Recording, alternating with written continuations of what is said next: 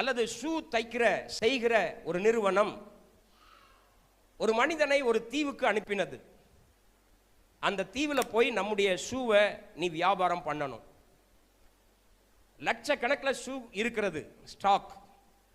So உன்னை நான் அனுப்புகிறேன், நீ போய் அங்கே வியாபாரம் பண்ணணும். இவ்வளோ லட்சம் ஷூக்களையும் அங்கே போய் விற்கணும். அவனை கப்பல் ஏற்றி அனுப்புனாங்க. போய் இறங்கிட்டார். இறங்கி ஒரு 2 மாதம் ஃபுல்லாக அந்த தீவுக்குள்ளே சுற்றி அலைஞ்சார். ஒரு லெட்டர் எழுதினார் ஓனருக்கு. மதிப்பிற்குரிய ஐயா அவர்களே, நீங்கள் என்னை அனுப்பி இருக்கிற அந்த தீவில் ஒரு ஷூ கூட விற்காது. ஆனால் லட்சக்கணக்கான மக்கள் இருக்கிறார்கள். காரணம் என்னவென்றால் இங்க உள்ள ஜனங்களுக்கு ஷூவே என்னன்னு தெரியல. ஒருத்தர் காலையும் ஷூ கிடையாது. யார்கிட்டயே போய் கேட்டா ஷூன்னா என்னதுன்னு கேட்கிறான். அப்படி இருக்கிற சூழ்நிலையில இந்த தீவில் ஒரு ஷூ கூட விற்காது அப்படின்னு லெட்டர் எழுதி கொடுத்துட்டு போயிட்டார். அதே கம்பெனில இருந்து இன்னொரு நபரை அனுப்புனாங்க. அவரும் கப்பலில் இறங்கி போய் ஒரு 2 மாசம் சுத்தி பார்த்தார். அவர் ஒரு லெட்டர் எழுதினார். கணத்திற்குரிய எம்டி அவர்களே, எவ்வளவு ஷூ வச்சிருக்கீங்க அப்படின்னு கேட்டார்.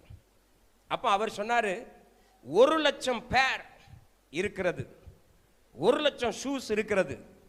இவர் எழுதினார், 1,00,000 ஷூஸையும் அனுப்புங்க, இங்க வித்துடலாம். ஏன்னா எவன் காலையுமே ஷூ இல்லை.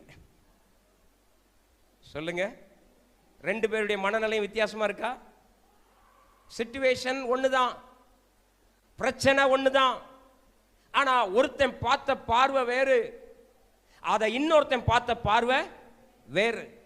இவன் சொன்னான், முதலாளி 1,00,000 ஷூஸ் அனுப்புங்க, நான் கொஞ்சம் பேருக்கு ஷூவை காலில் போட்டு நடத்தி காமிச்சிருக்கேன். அத்தனை பேர் இது என்னதுன்னு இப்ப கேட்கிறான். பாருங்க, அப்போ இந்த கம்பெனி ஓனருக்கு முதல்ல அனுப்பின நபர் அல்டிமேட்லி ஃபெயில், எதுக்கும் பிரயோஜனம் கிடையாது. ஆனா 2வது அனுப்பின ஒரு நபர் அந்த கம்பெனியுடைய முழு ப்ராடக்டையும் அந்த தீவில் வித்து முடிக்க உதவி செய்தார். நல்லா கவனிக்கிறீங்களா? அப்ப இன்னைக்கு நல்லா கவனிங்க. டேனியலுக்கும் உங்களுக்கும் பிரச்சனை ஒண்ணுதான். ஆனா நீங்க அதை ஒரு மாதிரி பாக்குறீங்க, டேனியல் அதை ஒரு மாதிரி பார்க்கிறார்.